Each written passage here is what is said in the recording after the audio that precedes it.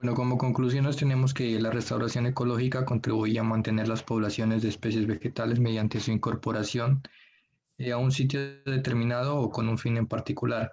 Además, ayuda a remediar, también genera microclimas y recupera los suelos que han sido explotados o dañados por algún fenómeno climático y aumenta la diversidad poblacional de vegetales, tanto como de animales en determinado lugar. Bueno, estas restauraciones tratan de regresar los ecosistemas degradados a la forma más parecida de su estado natural, reconstruyendo así estructuras y funciones perdidas. Y por último, tendríamos que una buena restauración debe ser objetiva, teniendo en cuenta aspectos sociales, históricos, culturales y estéticos. Gracias. Listo, entonces a ver, gracias a Juliet, Cristina, a Brian López, Andrés Camilo y a Jean Carlos por la presentación. Creo que a los colegas les hice una presentación de lo que era la restauración ecológica en forma general. Entonces, escuchamos preguntas o aportes, porque yo quiero después aprovechar el espacio aquí y comentarles sobre la restauración ecológica que está manejando aquí en Nariño, la que estamos manejando en el proyecto Pasto Rumichaca, en la concesionaria vial, y alguna experiencia aquí en el departamento. Entonces, antes de empezar esa parte, preguntas o aportes. A ver, ¿quién se anima?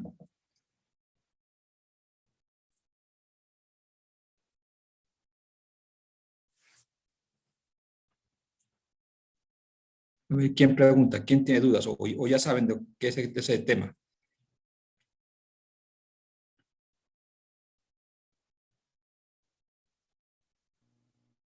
Una duda, ¿qué diferencia hay entre regeneración natural y la restauración ecológica? Bueno, Natalia, bien, buena pregunta.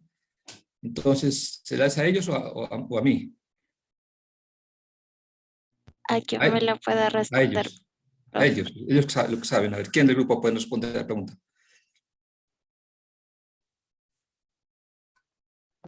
Bueno, pues digamos que una regeneración natural se da por acción pues del ambiente, ¿no? Por ejemplo, tenemos un lote o algo, o algún lugar que ha sido talado o intervenido y por sucesiones de, digamos, a largo tiempo han germinado pues nuevas especies y han crecido en este lugar sin haber ninguna intervención del hombre.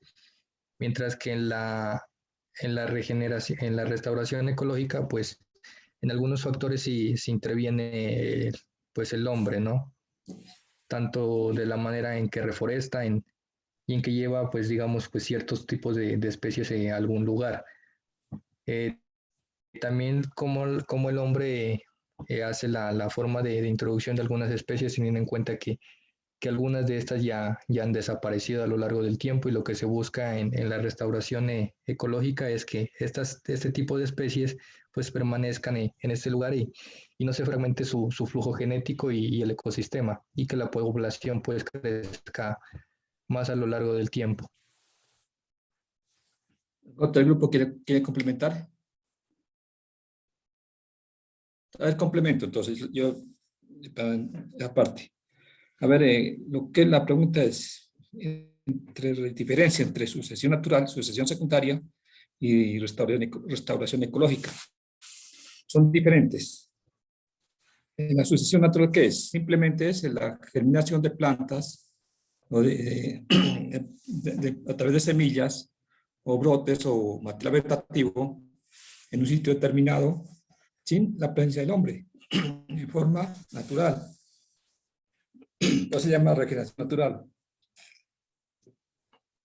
En este proceso de la regeneración natural interviene generalmente la naturaleza, con proceso natural. Denominamos sucesión secundaria, bosques secundarios, barbechos, rastrojos, lo que se genera en un sitio determinado por la presencia de un banco de semillas que hay en el sitio o llegada de especies por semillas y que germinan en el lugar determinado. Y la restauración ecológica consiste en recuperar un ecosistema degradado que anteriormente era un bosque, un ecosistema altamente productivo, o de un servicio ambiental, o un ecosistema que prestaba servicios ecosistémicos, y que fue alterado por la actividad del hombre, por ejemplo, la ganadería, la agricultura. Esas actividades que han conllevado degradación continua de los ecosistemas naturales, especialmente aquellos de alta significancia ambiental. Por lo tanto, en este proceso de la restauración ecológica, es recuperar zonas degradadas. La restauración puede darse en zonas degradadas o no degradadas. En esa parte, una diferencia. Otro aspecto importante es que en la restauración ecológica es recuperación de ecosistemas degradados, dañados o destruidos por la acción del hombre o por la naturaleza. Y la idea es recuperarlos. ¿Con qué fin? Recuperar esa área con el fin de obtener beneficio, especialmente ambiental. Y para eso hay muchos mecanismos. Una es la sucesión secundaria. Dejar el sitio que recupere solo por sus propios medios, especialmente en lo que nosotros llamamos la regeneración natural. Si digamos un potrero en la cuenca del Río Pasto. Sabemos de que la cuenca del Río Pasto es importante por la regulación hídrica. La regulación hídrica, ¿cómo se potencializa? Con el crecimiento de especies leñosas, con coberturas boscosas. Como las coberturas boscosas ya no existen, están en potreros, pero la idea ¿cuál es? Recuperarla. Y una alternativa es cercar el sitio, aislarlo y permitir que la misma sucesión natural empiece a recuperar el espacio. Ten en cuenta que la restauración ecológica no solamente es de árboles o de especies leñosas, es de todo el sistema, fauna, macrofauna, microfauna, epífitas, lianas, todo tipo de organismos que viven antes. Entonces, por lo tanto, la fase de sucesión secundaria es una actividad que es un mecanismo de restauración ecológica que es denominado restauración pasiva, o sea, que en donde no interviene el hombre. Otro mecanismo es las reforestaciones, que consiste en ¿qué? En sembrar especies leñosas, arbustivas, con el fin de construir un ecosistema de tal manera que permita en el futuro tener un ecosistema idéntico, tratar de ser similar al que había hace muchos años, en el ecosistema de bosque primario, bosque natural. Otra alternativa es del mecanismo de la introducción de especies. Consiste en introducir especies que posiblemente no existen ahí, vamos a introducirlas, pero que pues, potencialidades pueden ser importantes. Por ejemplo, una especie importante, digamos, aquí en Nariño, el roble. El roble crece muy bien en el municipio del norte de Nariño hasta Costa Rica. Creo que llega hasta la Florida.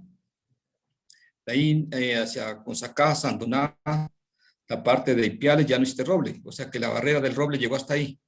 Entonces, si alguna persona lo considera importante, un ecosistema degradado, pues va roble.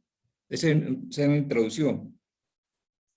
Reintroducción es cuando en la zona habían especies importantes, valiosas, muy significativamente ambientales, con alta potencialidad ambiental, que se extinguieron. Por ejemplo, pino colombiano. En algunas zonas, digamos, del Galeras ya no existe. Entonces queremos restaurar unas partes, digamos, de alguna cuenca o microcuenca en la parte alta del Galeras. Entonces sabemos de que existía anteriormente el pino colombiano, entonces sabemos que la ecología de especies la adecuada en el sitio. Por tanto, conseguimos semillas, sembramos y llevamos a plantar en el sitio. Esa es la reintroducción de especies, que se llama también, junto con las reforestaciones, otras locaciones o corredores biológicos, se llama restauración activa, donde interviene el hombre. Otro mecanismo es las traslocaciones, o sea, traslocar especies de un sitio a otro. Realmente referimos a especies de fauna, macrofauna. Los corredores biológicos unen ecosistemas que están aislados. En la geografía, nosotros miramos en la imagen satélite, se crean parches de bosques y que están aislados de un lugar a otro y por lo tanto queremos unirlos. Entonces una alternativa es los corredores biológicos. Había una propuesta, ejemplo, unir el Pacífico con el Amazonas, un corredor biológico. Pero se quedó en propuesta, idea, por lo costoso. Se empezaba a unir desde Tumaco hasta Putumayo, pero quedó una idea. Pues, de todas maneras, hay mucho parche de bosques naturales o secundarios que tendrán que unirse con el fin de permitir el intercambio de especies, el enriquecimiento. Un ejemplo de corredor biológico lo hizo la Federación de Cafeteros, el proyecto de, ¿qué es? De café en el norte Nariño. Hicieron una propuesta, la propuesta era unir los municipios de La Unión, de Colón, de Génova, creo que San Pablo, Cartago y no sé qué otro municipio era. Era unir esos municipios a través de corredores biológicos. ¿Cómo lo hicieron? Tomaron imágenes de satélite y donde determinaban zonas que no tenían vegetación, la propuesta era hacer un corredor biológico, una siembra de árboles, hacer unos cercos vivos, unos cercos, con especies leñosas y semileñosas. Eso sí es un proceso hace como unos 8 años que terminó ese proceso. Se unieron todos los parches que aparecen de bosques naturales secundarios, en el cual pues, la idea era buscar que se intercambien especies de un sitio a otro, como dije anteriormente, no solamente de leñosas, sino también de fauna, macrofauna. No sé cómo quería el proyecto, pues igualmente cuando estaba en ejecución lo hicieron, lo entregaron. Imagino que faltó mantenimiento, seguimiento, como decían uno de los pasos una de las fases de restauración, que es el seguimiento de las actividades realizadas. Entonces, si falta mantenimiento, pues el proyecto fracasa. Todos los proyectos que fueron ejecutados, se invirtió una cantidad de plata, mucha, valores altos, pero realmente no tuvieron mantenimiento y no hubo un seguimiento adecuado. La mayoría de esos sistemas que se establecieron desaparecen. Entonces, le quería comentar esa parte.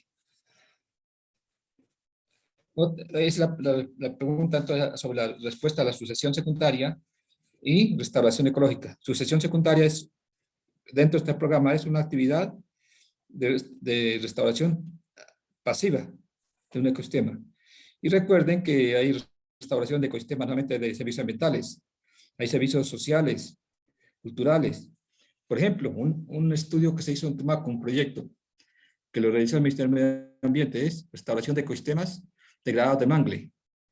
¿El objetivo cuál era? El objetivo no era agua, no era paisaje, el objetivo era construir un ecosistema o devolverle los manglares esa riqueza hitícola que anteriormente había de camarones, conchas, cangrejos y toda actividad de todo tipo de organismos de mar que las comunidades nativas utilizaban para el consumo, para la venta. Que con el aprovechamiento del manglar, la tumba de árboles, se extinguieron. Entonces la idea fue hacer una restauración ecológica de los ecosistemas con el fin de fomentar un manejo nuevamente de reparaciones de la fauna ideal para consumo humano. Entonces eso se hizo en Tumaco. Y hay mucho, ¿no? Otra pregunta. Una Profe, pregunta, sí. profe, disculpe, ya basada en su experiencia en cuanto a restauración, ¿usted qué recomendaría? O sea, una restauración activa o pasiva, independiente del tiempo que se demore.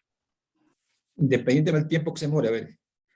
Pues yo soy partidario, pues yo trabajo mucho en la parte de restauración. Trabajé también en la parte de manejo de bosques secundarios en la costa pacífica. Estuve también con los trabajos de elección en manglares y también el proyecto que se hizo aquí en Nariño de 800 hectáreas para restaurar ecosistemas de alta significancia ambiental, especialmente de recarga hídrica. Y actualmente pues tengo la experiencia de estamos como interventores de la vía de la compensación de la vía de la concesionaria, de la vía Pastor-Michaca, donde la Universidad de Nariño es interventora. A ver, si uno quiere que les agilice el proceso, puede aplicar restauración activa, o sea, reforestaciones, introducción de especies, reintroducciones, translocaciones, corredores biológicos. Si quiere que se agilice. Pero el problema de costos, los costos son altos. Usted sabe que establecer una plantación o reforestación de 1 hectárea, eso implica costos. En cambio, cuando una restauración que es pasiva, que consiste en cercarlo, aislarlo, no permitir que entre los animales y los humanos, simplemente se gastaría en las cercas. Y un cerco, pues, es mucho más barato. Un poco más lento el proceso, pero sí, naturalmente la naturaleza por sí sola empieza a recuperarse. Entonces yo considero que pues para mí el mejor sistema es restauración pasiva, porque la activa pues estamos introduciendo especies, muchas especies no existen en el sitio, a veces es difícil conseguir especies nativas de las semillas, especies nativas, y llevar al sitio, por tanto limitantes. En cambio, con restauración pasiva, pues estamos permitiendo que con el tiempo se empiecen a restaurar. En algunas zonas que han hecho, simplemente un potrero degradado, en el potrero ustedes lo abandonan, van al mes, encuentran cantidad de vegetación ya apareciendo, helechos, chilcas, collas, aparecen pucasachas, bueno, en clima frío, y empiezan a aparecer. En algunas zonas, ¿qué hacen? Cogen semillas y las riegan al voleo.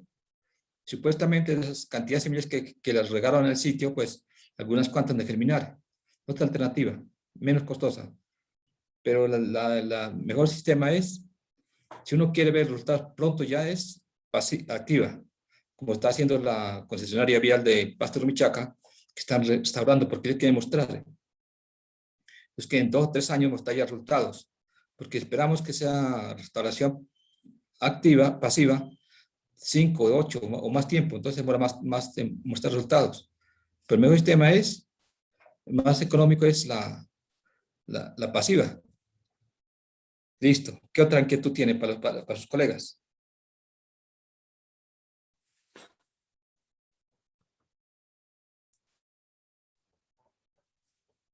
Otra pregunta, a ver.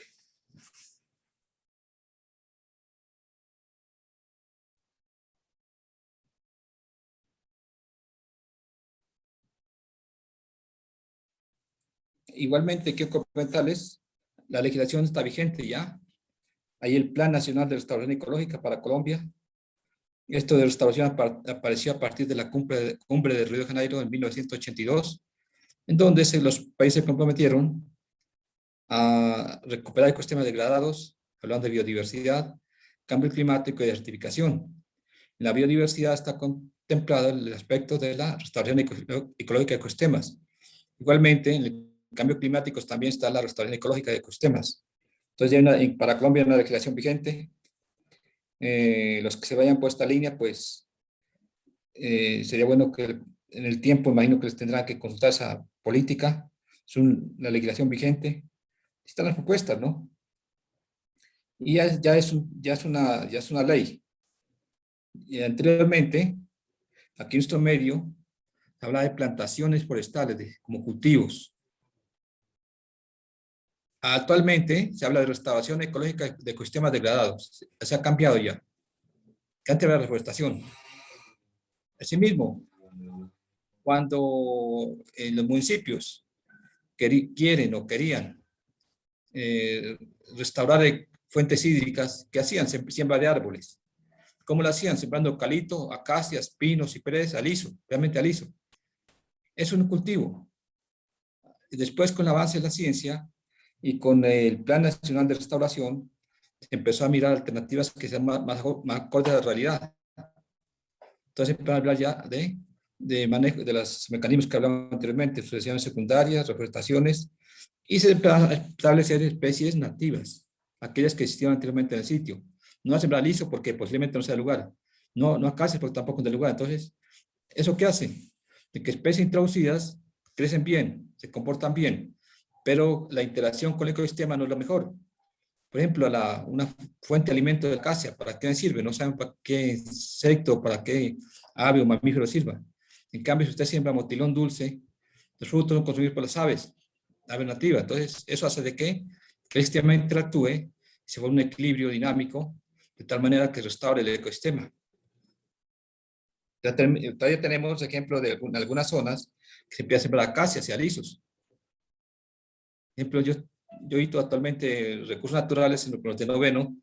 Estamos haciendo un estudio, una revisión de algunos planes de restauración en el departamento. Por ejemplo, había un estudio de Colón Génova, un estudiante que es de allá. Él nos comentaba, en el diagnóstico que hizo, que ya sembraron aliso. en la restauración ecológica. Y la mayor especie de la cantidad de especies sembradas de analizos. Y que nativas un poco, entonces el aliso no es nativo de allá. Entonces es una especie introducida para la zona. Puede ser que es de Nariño, pero no es de la zona. Entonces, ecológicamente no es una especie propia. Y además, esta especie posiblemente no sea una fuente alimenticia o un abrigo para la fauna nativa de la zona. Entonces, eso hace que tenemos que tener en cuenta qué es la restauración ecológica y hacia dónde va y cuál es el objetivo de restaurar, como dijeron en la exposición. ¿Preguntas?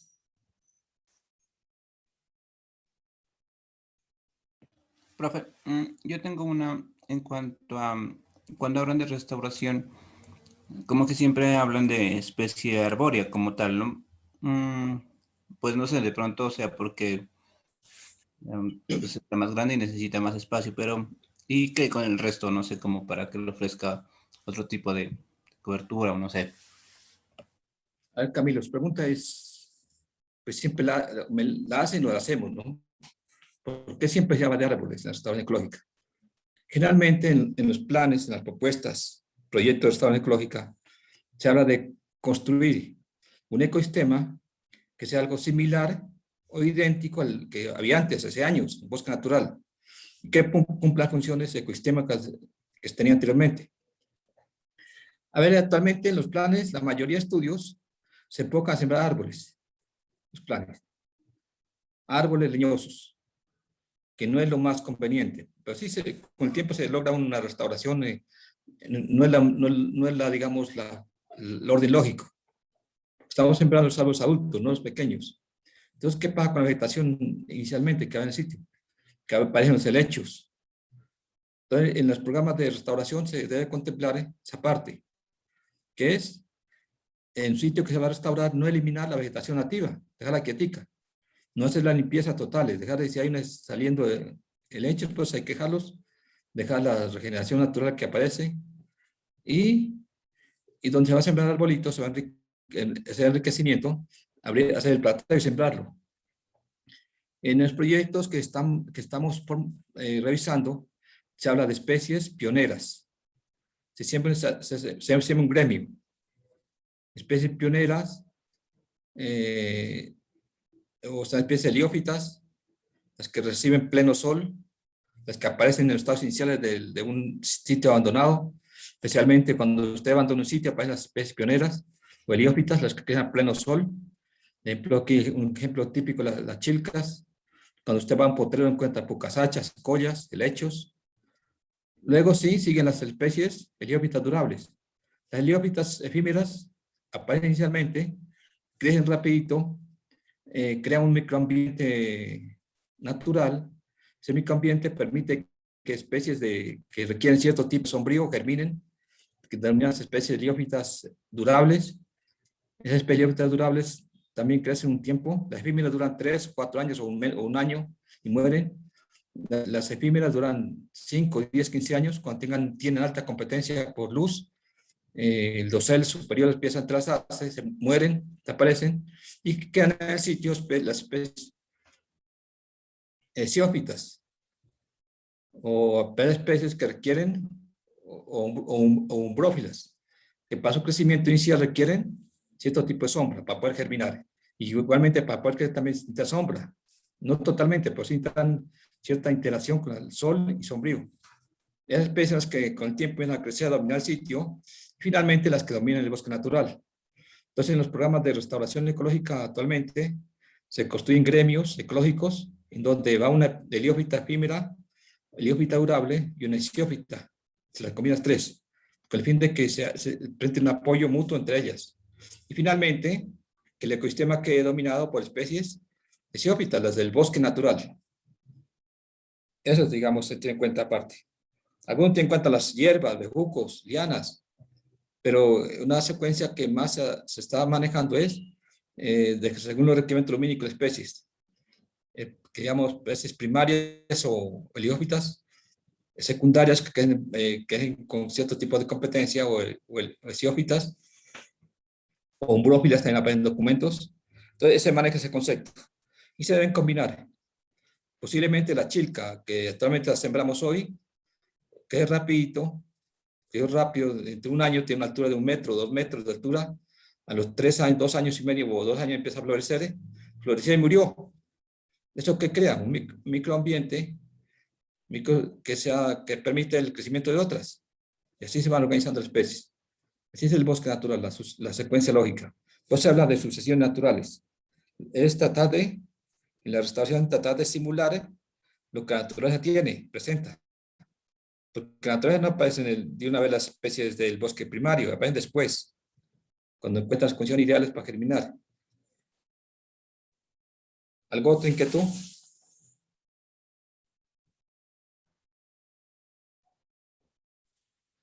Les hago una pregunta, a ver. A ver, queremos recuperar un ecosistema degradado. Por ejemplo, en Chachagüí. Chachagüí, en la parte, digamos, por Pasizara. Y queremos recuperarlo ecológicamente. Queremos que sea idéntico al bosque natural que existía hace años, a 50 o 100 años antes de que se fuera explotado. Entonces, ¿cómo haríamos para tener en cuenta ese aspecto? ¿Quién me responde?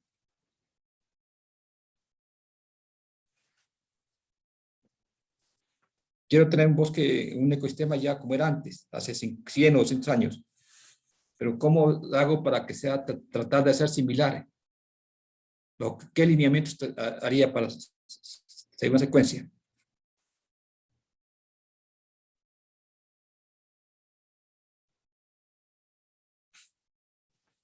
¿Quién me responde? O dígame un número para preguntarle. A ver, Camilo, dígame un número. Camilo Bastidas. No, es el 15. El 15. Siempre toca a Natalia, ¿no? Pero Natalia todo el tiempo pregunta y pregunta. Natalia, dame un número. Profe, Natalia me acaba de llamar que se fue la energía ya. Ah, entonces Carolina, dame un numerito. El 10. El 10. María Alejandra, igual. Sí. Sí se encuentra, ¿no? Entonces María Alejandra pregunta esa, ¿no? Ejemplo, usted es de Pasto. Usted quiere restauración ecológica, le quieren, bueno, en Obonuco. Y quiere hacer una restauración ecológica en la finca de Grosavia. Entonces, ¿cómo partiría, bajo qué lineamientos partiría para hacer restauración ecológica? ¿Cómo lo haría, digamos? Independientemente de sembrar los árboles. Para la selección de árboles, ¿cómo lo haría? Pues, profe, para la selección de árboles, como usted decía que se necesitaría hacer como un ecosistema similar a algo que ya hubo, pues creo que se debería, o sea, como averiguar cuáles fueron las especies que ya existían en esta zona e implementarlas como en la misma cantidad que existían, o sea, teniendo en cuenta cuáles eran las que eran más pobladas, cuáles eran las que se daban en menor número, para que se dé como la misma similitud entre el ecosistema, o sea, entre el bosque, creo yo. Exacto, sí. Si queremos llegar a un bosque adulto, habría que mirar un bosque de referencia. Mirar si en la zona hay un bosque similar o bajo unas condiciones ecológicas similares, emplearíamos en un inventario, un registro de vegetación y se haría la propuesta, teniendo en cuenta las especies que había anteriormente. O si no, pues, si no hay información suficiente, no hay bosques de referencia, ¿qué haríamos?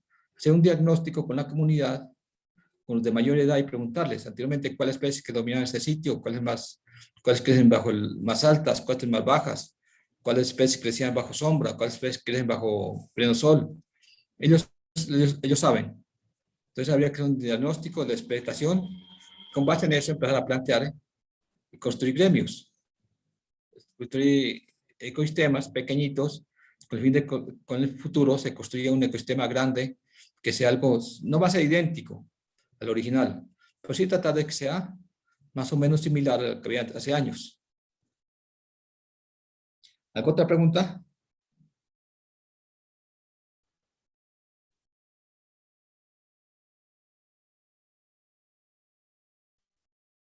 A ver, les comento una experiencia que hay aquí en la zona de la gobernación. ellos establecieron una restauración ecológica para 800 hectáreas, aquí en la zona andina de Nariño, varios municipios que es de la cordillera, bueno, pocos municipios de aquí de Nariño, la zona andina.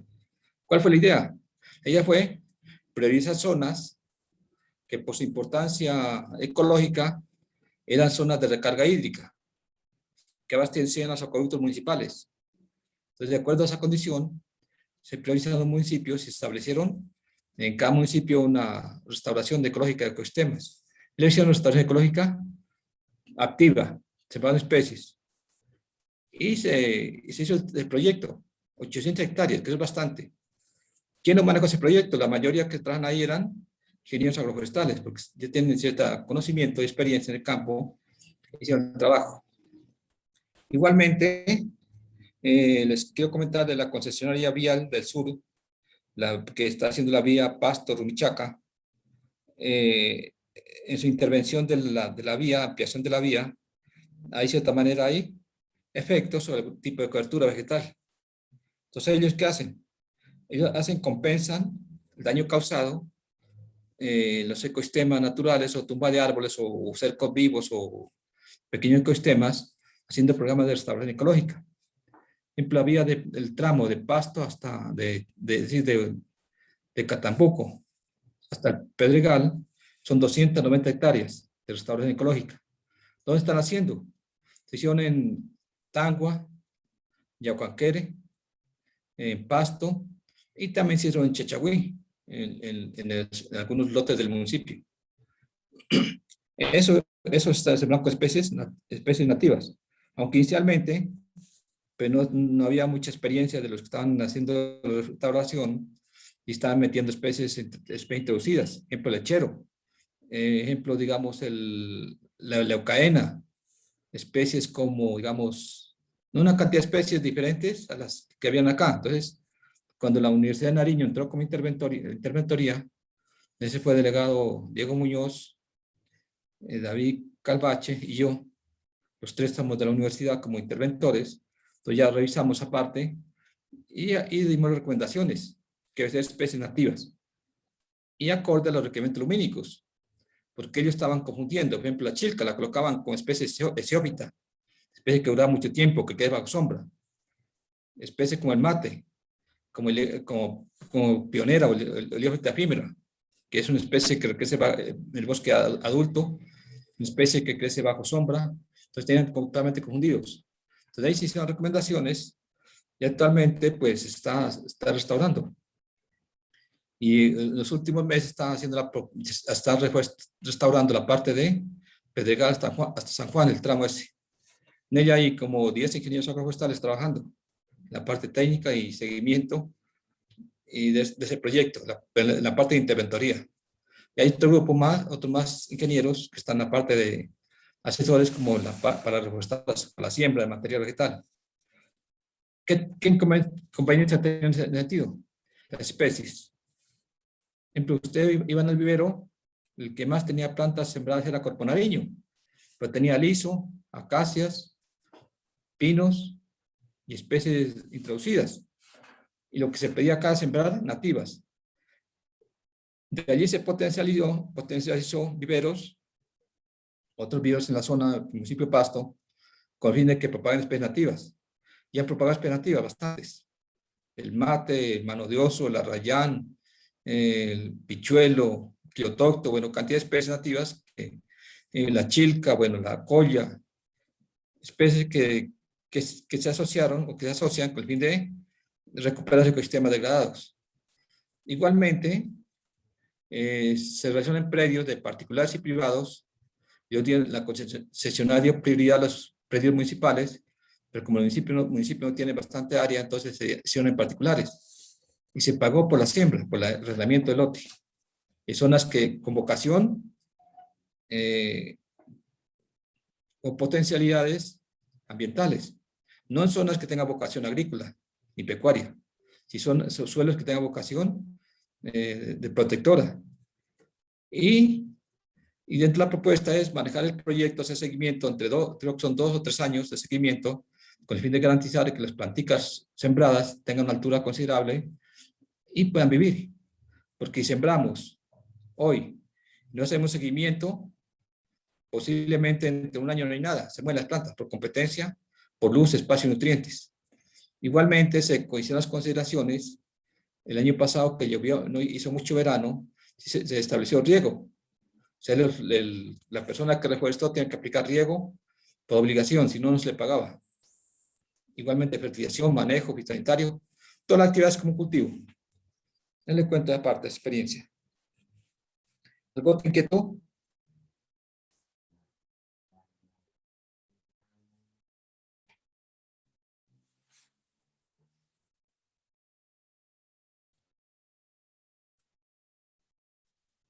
¿Algo te inquietud? A ver.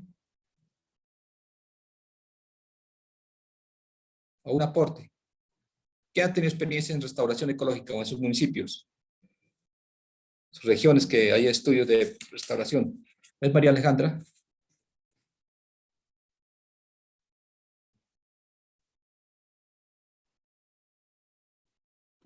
Sí, profe.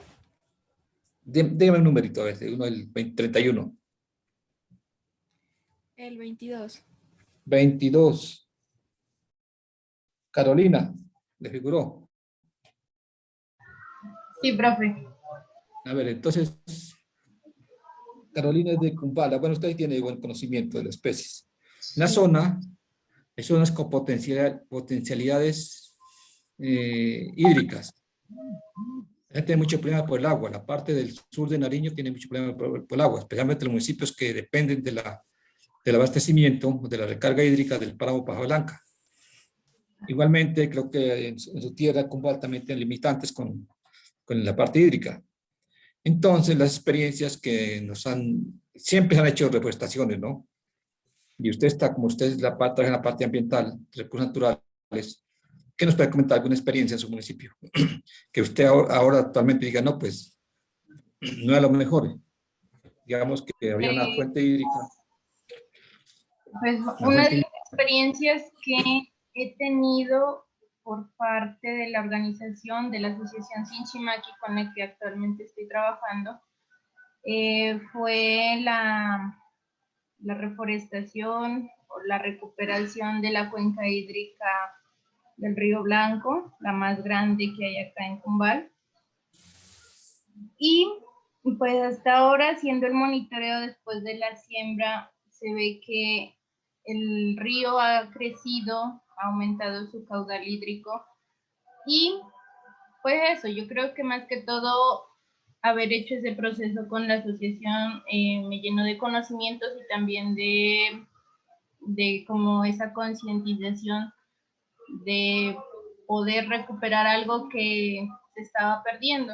Y también se ha hecho, también con la asociación se ha hecho recuperación de reforestaciones o regeneraciones con plantas nativas, como decía usted hace un momento, que han estado haciendo con pues, plantas introducidas o de potencial lechero o ganadero. Pues acá nosotros, bajo supervisión de un asesor, hicimos una reforestación, bueno, no una, sino varias, mediante un proyecto.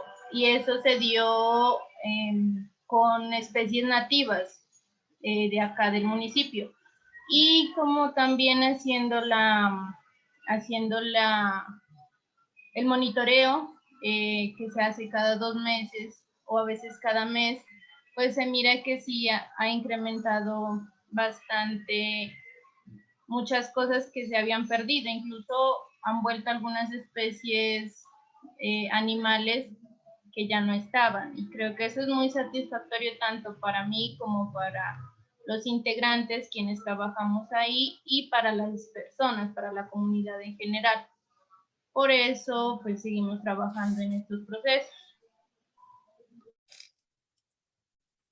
Exacto. Entonces, miremos de que sí hay experiencias satisfactorias y que las experiencias van construyendo. En el caso del Río Blanco, pues yo tuve la oportunidad de conocerlo hace como unos 15 años, en donde tenía inconveniente por el agua, para el acueducto de Ipiales. Entonces, ¿qué encontramos? De que no tenía vegetación casi en las orillas de fuentes hídricas. La mayoría en potreros y cultivos agrícolas de papa. en donde las vacas llegaban a pastar y tomar agua y contaminan el agua de que se llevan acueducto con excrementos de las vacas. Otro que encontramos fue que se aplicaba mucho producto químico. Los productos químicos se lavan con la lluvia o se lixivian y van a la fuente hídrica. Entonces, eso se llegan al acueducto. Entonces, por lo tanto, son unas propuestas que van apareciendo con el tiempo y lo que usted está diciendo, ¿no? Ya hay un proceso, ya hay un avance en donde la comunidad se organizó, hay un grupo asociativo y están estableciendo especies nativas. Ya nos olvidamos de los eucaliptos, pinos como restauradores. El eucalipto no es que sea malo, ni el pino tampoco. Son especies productoras. Sí, son importantes para producir leña, madera. No está mal, se habla de utilizar y ubicar. Malo es el técnico que no sabe utilizarlas. Y por tanto, las especies nativas cumplen una función diferente, que son protectoras de ecosistemas degradados, y lo importante es que ya con el tiempo la fauna va llegando. La fauna llega, por ejemplo, aquí en la parte de Morazurco, en la vía de Pasto, entre Pasto y Huesaco. Estoy hablando con algunos funcionarios de un grupo asociativo también, un grupo ecológico de que existe en Pasto, en donde ellos luchan por el bienestar de la naturaleza. Les comentaban de que en vista de las políticas que se han implementado, de la recuperación de ecosistemas que anteriormente estaban en ganadería, el proceso de regeneración natural aumentando, los bosques secundarios están aumentando, ya reportes de que se encontraba el océano de anteojos. Entonces ya hay que anteriormente no existía, está prácticamente extinto. Entonces está regresando nuevamente el océano de anteojos de esta región.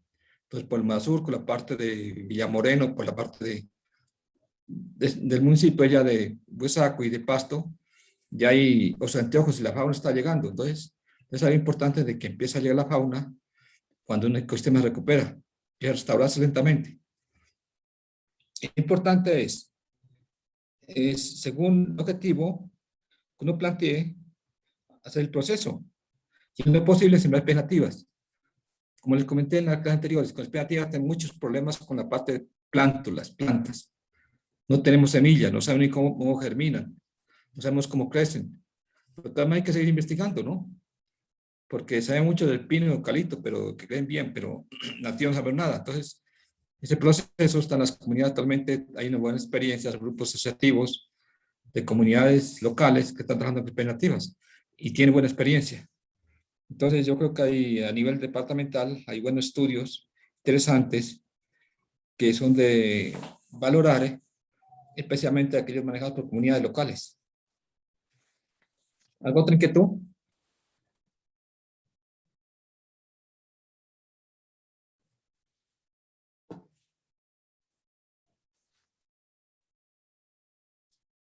Bueno, entonces, ¿dejamos ahí o alguna pregunta más? La parte de restauración. Profe, Entonces, aparte, sí. yo tengo un sí, pero es así como que parte de la literatura, más que aprovechando su experiencia, no sé, ¿cómo que lo inicial para partir, pues independientemente del lugar que sea, o de la zona, del clima, pues no sé, cuál es como el punto de partida para iniciar un proyecto de eso? Un proyecto de esos. Inicialmente ser considerado de que es importante, que es valioso para un programa de restauración ecológica. Y otra cosa que el ecosistema degradado y que cumplía anteriormente una función. Por ejemplo, en algunos municipios, bueno, municipio X, digamos, resulta que anteriormente, tomemos como referencia el agua, la parte hídrica. Anteriormente el acueducto se surtía de agua del municipio, de la fuente hídrica, de la parte alta del cerro, digamos, el cerro Chinayoy. Esa agua abastecía a todo el municipio. Pues ya la comunidad, los habitantes de la zona, con el afán de obtener más áreas para cultivos y ganadería, fueron ampliando la frontera agrícola. La ampliaron de tal manera que los mayores bosques desaparecieron. Ya no tenemos bosques. Y el municipio, el agua que llegaba al municipio empezó a escasearse. En época de invierno llegaba bastante. Y llegaba agua agua sucia, contaminada, los sedimentos. En época de verano no hay agua. Entonces el diagnóstico que hicieron fue que la parte de descarga hídrica donde estaba el ecosistema degradado, alterado. Entonces el municipio se propone porque no hay alternativas, ¿dónde va a llevar el agua? Entonces propone, ¿qué hacemos? Entonces surge la propuesta de recuperar ecológicamente el ecosistema como una obligación ya, porque no hay más alternativas. Si no hay agua, pues los humanos también tendrán que cambiar de sitio, no pueden construir más. Entonces ese, digamos, primero el objetivo, plantear para qué. Y otro objetivo es determinar dónde se va a realizar el trabajo. ¿En qué sitio? ¿Y cuál es la función del ecosistema? Porque la restauración puede ser de otro objetivo, puede ser una función ecoturística, o puede ser una función también de biodiversidad, o lo que les comentaba en Tumaco, una fuente alimenticia. Si nosotros miramos la parte del agua, en la parte andina, todos los municipios, la mayoría de municipios tienen problemas por agua. Según estudios, un ejemplo, me decía que anteriormente en promedio pasaban en época de verano, pasaban 20 metros cúbicos por segundo por el sitio, un ejemplo. Y que ahora, después de 20 o 15 años después de explotación del ecosistema, le metieron vacas, le metieron cultivos, y ya pasan 5. Y no alcanza. Entonces, ahí ya viene ya una propuesta de decir, voy a hacer un programa de restauración ecológica, en un sitio terminado. Y la voluntad la necesidad de una comunidad que quiera recuperar el ecosistema, porque el problema es ese, ¿no? De que hay ecosistemas degradados, pues la comunidad a veces no se dan cuenta, o se dan cuenta, pero dicen, bueno, es capaz que los señores de la parte alta son los ricos del municipio, tienen potreros, y no hay con qué comprar la plata. Entonces de ahí aparece el Plan de Ordenamiento Territorial del Municipio, el POT, o el Plan de Manejo de los Municipios. El POT dirá, si es bien hecho, según el sitio, esa zona protectora, determina zonas de vocación agrícola, zonas de vocación pecuaria, zonas de vocación silvopastoriles, zonas de vocación agroforestales, zonas de vocación para sistemas agrícolas, monocultivos, sistemas para urbanismo, otros para bodegas. Bueno, entonces determina, según el mapa de uso actual del suelo, determina la potencialidad para qué sirve la zona. Si la zona tiene vocación protectora, hay que llevarla al sistema. Por obligación, por necesidad, tiene que llevarlo. Y una alternativa es la restauración ecológica. No sembrando árboles como cultivos, sembrando aliso ni acacias, sino sembrando especies que sean las más adecuadas para el sistema. O también lo que habla mucho, ¿no? Restauración pasiva, cercándolo. El mejor reforestador que podemos encontrar es el alambre de púa, que no entra la ganadería. Y tampoco que en muchos municipios que acostumbran, aunque el municipio tiene una finca y todos los vecinos empiezan a meter las vacas. Como es del municipio, no tiene dueño, entonces meten a meter ganadería a los sitios. O tienen un potrerito y no dejan recuperarlo, restaurarlo. Así pasa en muchos municipios. O le prenden fuego, o le piden que se rebrote el pasto y meter la ganadería. Entonces, su pregunta es, primeramente, mirar qué objetivo tengo y otro la potencialidad del ecosistema. Si tienes potencial para protectora o para qué sirve. ¿Listo? ¿Sí le quedo con la pregunta? Sí, profe, gracias. Bueno, Camilo, ¿algo otra inquietud?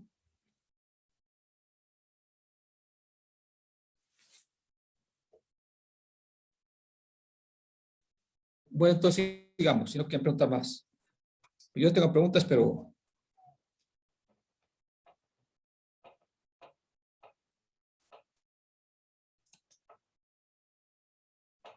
A ver, tenemos aquí una partecita de... ¿Dónde está la parte? Bueno, hay muchos ejemplos de cálculo de plantas.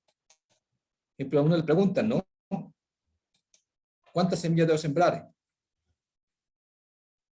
Para establecer establecer una plantación de pino, de eucalipto, o de motilón, o de ocatillo, de rayán. Entonces le preguntan cuál semilla sembrar. Para eso hay formulitas que es sencillo de aplicar, ¿eh? Por ejemplo, aquí tengo una fórmula para que ustedes la tengan en cuenta y ahora hacemos un ejercicio. O sea, cantidad de plántulas, cantidad de semillas en kilogramos sembradas es igual a A, que es área sembrada en metros cuadrados, por D, densidad deseada, dividido entre cantidad de semillas por kilogramo, por P, que es porcentaje de pureza, PG, porcentaje de capacidad germinativa, y el factor de seguridad. ¿Qué factor de seguridad?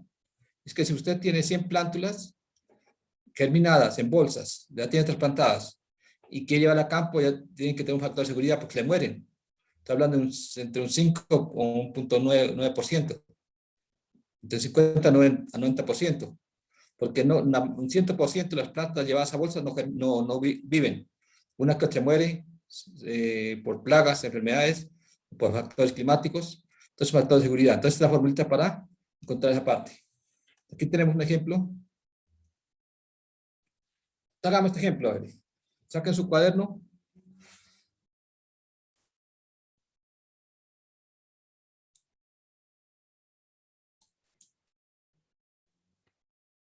Saquen su cuaderno y miremos esta parte. El que lo haga primero, a ver. ¿Cuál es la cantidad de semillas de aliso? Que se debe sembrar 50 metros cuadrados, con una densidad de siembra de 800 semillas por metro cuadrado. Si un kilogramo tiene en promedio 1.800.000 semillas, porcentaje de germinación de pureza, 30%, el porcentaje de pureza, de que la semilla tiene residuos, ramas, hojas o diferentes materiales, y el 30% son residuos diferentes a semillas. Capacidad germinativa, de ese porcentaje que es viable, germina el 20%. Miren que es bajito. O sea, de 100 semillas germinan 20. Y finalmente, al final para llevar a campo, se tienen que hay un promedio de 50% de plantas útiles al final, ideales para sembrar. Entonces, hagan el ejemplo, a ver. Entonces, copien la formulita. Esta.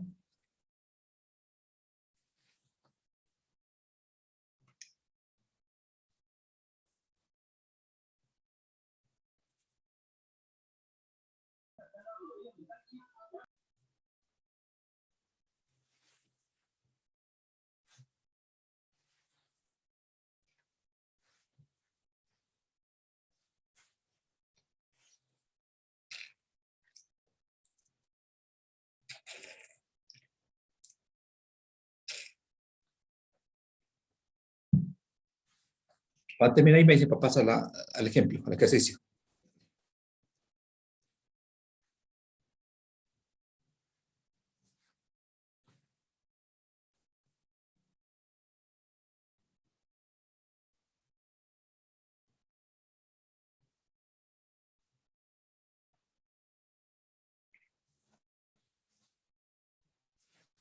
Por ahí Q es la cantidad de semillas sembradas. ¿Cuántos kilogramos necesitamos? A, área sembrar. Ejemplo, el almácigo tiene 2 metros, 3 metros, 4 metros cuadrados. P, el porcentaje de pureza. Decimos que la pureza es, no toda semilla que viene generalmente es pura, tiene impurezas. El peso de un kilogramo, la liso, el 30% no es semilla. C, cantidad de semillas por kilogramo. O sea, el ejemplo tiene 1.800.000 semillas por kilogramo de aliso. Son bastantes. Una semilla muy pequeñita. PG, porcentaje de germinación, capacidad germinativa. De 100 semillas me germinan 30, 40, 50, 80%. Y el factor de seguridad es de las plantas que llegamos a obtener germinadas y llevadas a bolsas, no todas son ideales para siembra de vivero. Unas se mueren y otras por las condiciones de mala formación o mala calidad de la planta no las sembramos. Entonces quedan entre 0.5 y 0.9. Entonces la fórmula es igual Q igual a A sobre A por D dividido entre C por P por porcentaje de germinación por L. Cuando copies la formulita me dicen para seguir para el ejemplo.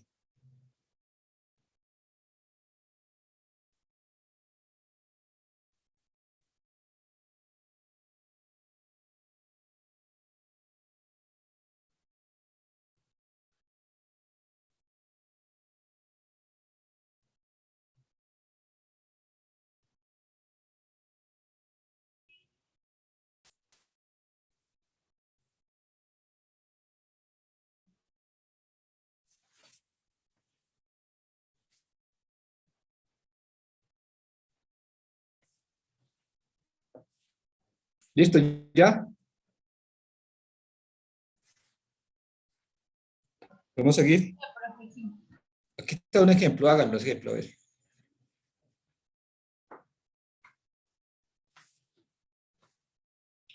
Dice, ¿cuál es la cantidad de semillas de aliso? Alnus acuminata, que debe sembrarse en 50 metros cuadrados. Una densidad de siembra de 800 semillas por metro cuadrado. Si un kilogramo tiene por medio 1.800.000 semillas, con un porcentaje de pureza del 30%, y una capacidad germinativa del 20%, y con un 50% de plantas útiles al final, ideales para sembrar.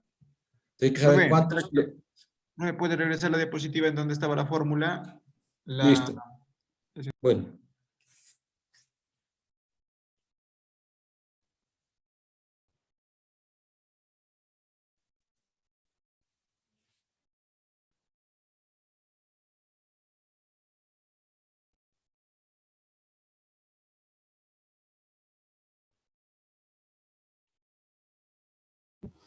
Profe, ¿y cómo se establece el L o el factor de seguridad a poner en la fórmula? Porque ahí dice Ese que es puede variar.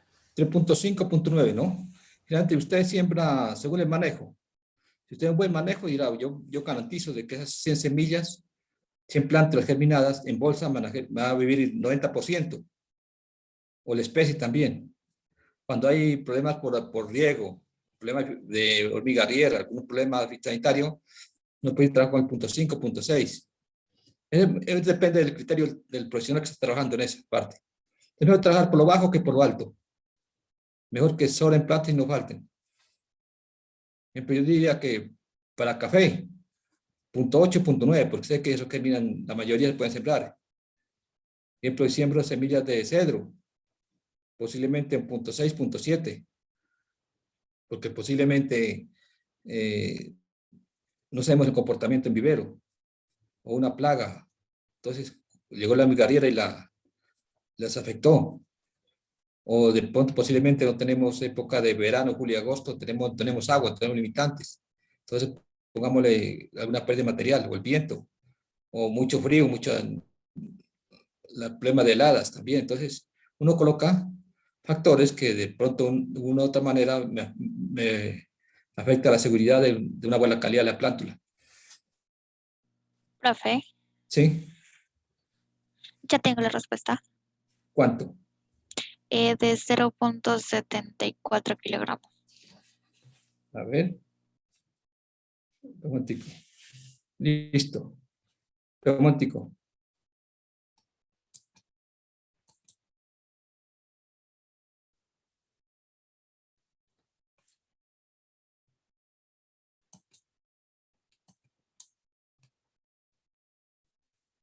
A ver, a ver.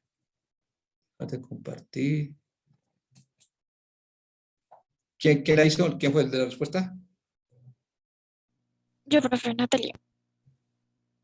Natalia Muñoz. La 15, que todo el mundo le pregunta, todo el mundo dice 15. Fue Natalia. Usted tiene sus 5 ahí.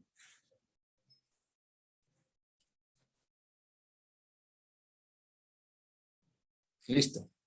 Si quiere, explica a sus compañeros cómo la hizo, ¿no? ¿Quién más la sacó? ¿Quién más sacó?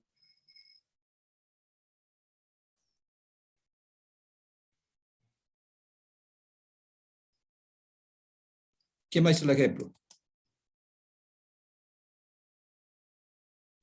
¿Ahí más sacó?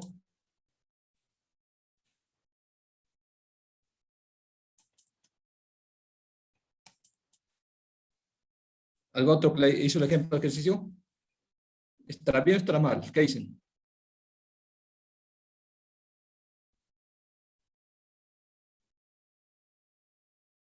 ¿Sí me están escuchando, no? Que no puedo acá Sí, mirar. profe. Ah, listo. ¿Qué otro valor le dieron? A ver. Natalia dice puntos. ¿Cuánto me dijo? 75, 0.74. 74 kilogramos. O sea, el señor tiene que comprar 0.74 kilogramos para tener un germinador de 50 metros cuadrados. En esas condiciones. ¿Quién más?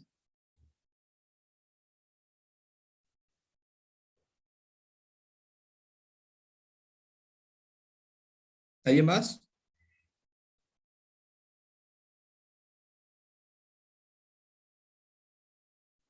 Bueno, entonces, miremos.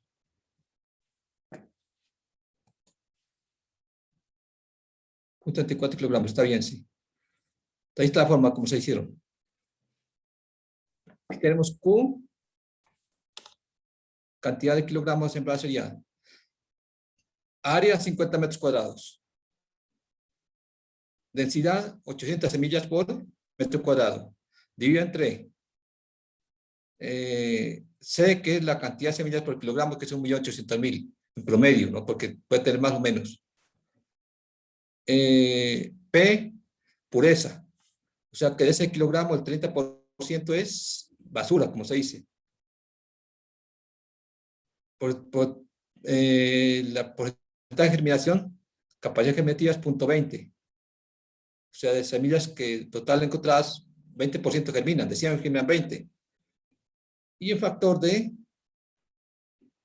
plantas útiles de 50, de 0.74. Entonces, se nos fue el tiempo, ¿no? Ponernos a hablar de restauración ecológica.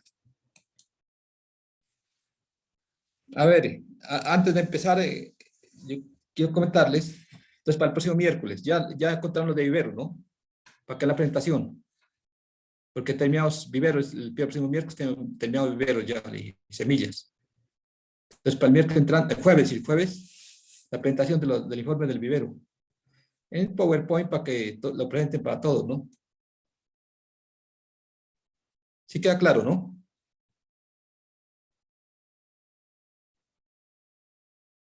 Entonces, nuevamente, para el próximo Bueno, jueves, profe. la presentación de lo que encontraron en viveros. Si nos queda tiempo, hablamos sobre la germinación de semillas. Entonces, tengo un ejercicio aquí. Hay un señor que tiene 50 hectáreas. Quiere sembrar el café. Asociar café con cordia y ledora. Él dice, el café lo va a sembrar a 1,20 por 1,30 metros. El cordia y ledora, pues según la literatura dice que sembra a 6 por 6. 5 por 5, él escribió 6 por 6. En cuadro. Según la información, la literatura dice que hay en promedio 35.000 semillas por kilogramo de cordia y ledora. Por esa, el 90%. Una densidad de siembra por metro cuadrado, 700 semillas. Porcentaje de germinación, 60%. Y factor de seguridad, 70%. Aquí nos dice también, nos echan un poco de carreta, que dice, debido a las condiciones climáticas, factores adversos a la plantación, se enfrenta una mortalidad del 8%. En el vivero las semillas se sembrarán en una era de 10 metros cuadrados. No le metamos 10 metros cuadrados, olvidémoslo ahí. Bueno, dejémoslo ahí. Y ustedes aquí.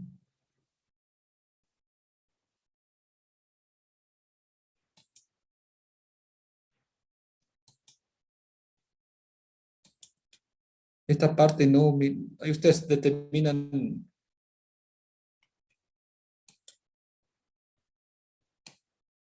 Esta parte quitémosla aquí mejor, para evitar confusiones. Puede tomar un metro cuadrado o algún aspecto, bueno. No se aplica un tratamiento para germinativa a semilla. Se sembró un sustrato tierra-arena, 3 por 1, 3 de tierra negra por 1 de arena. La germinación empezó a la segunda semana y termina a la semana sexta. Se inoculó con micorrizas el sustrato. Se aplicó riego diario. Y sombrío polisombra del 50%. El propietario quiere saber qué cantidad de semillas comprar de cordia y ledora. Tengamos para la próxima clase aparte. O que el que lo quiera hacer ahorita, pues bien, bienvenido. Ya tienen clase de economía, ¿no? Entonces copia esa preguntita. Y miren ahí que hay muchos distractores, ¿no? El señor quiere saber qué cantidad de semilla quiere comprar con el fin de garantizar plántulas para 50 hectáreas.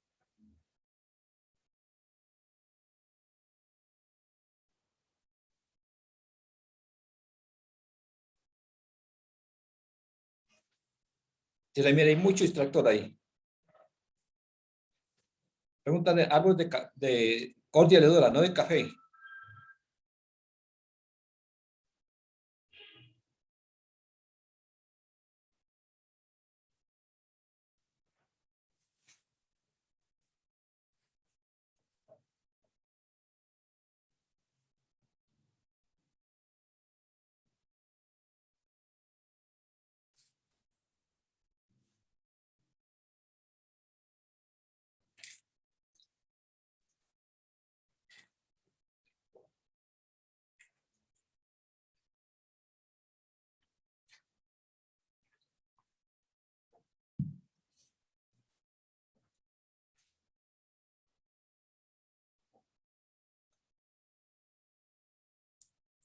Si está mirando diapositiva, ¿no? Profe, a mí me dio 2.6, no sé si esté bien. Guárdela para la próxima clase. Ok. Guárdela, sí.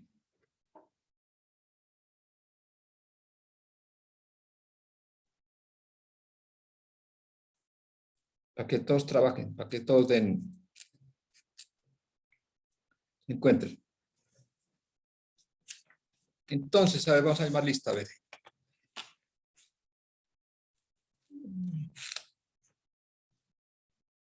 Ya copiaron, ¿no?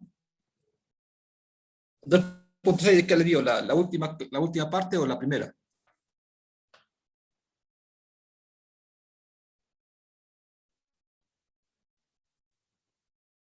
¿Ya copiaron el ejercicio?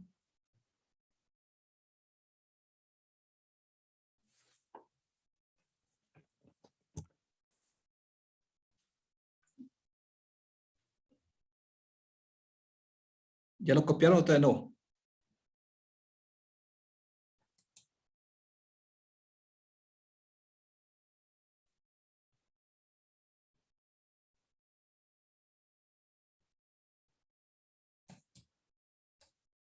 Entonces, vamos a ver, ahorita a ver.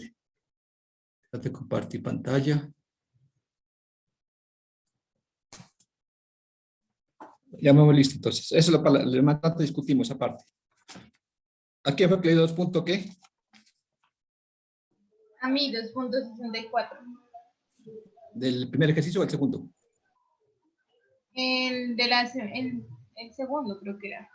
Ah, ya. La próxima clase discutimos aparte, entonces. A ver, voy a llamar lista, entonces.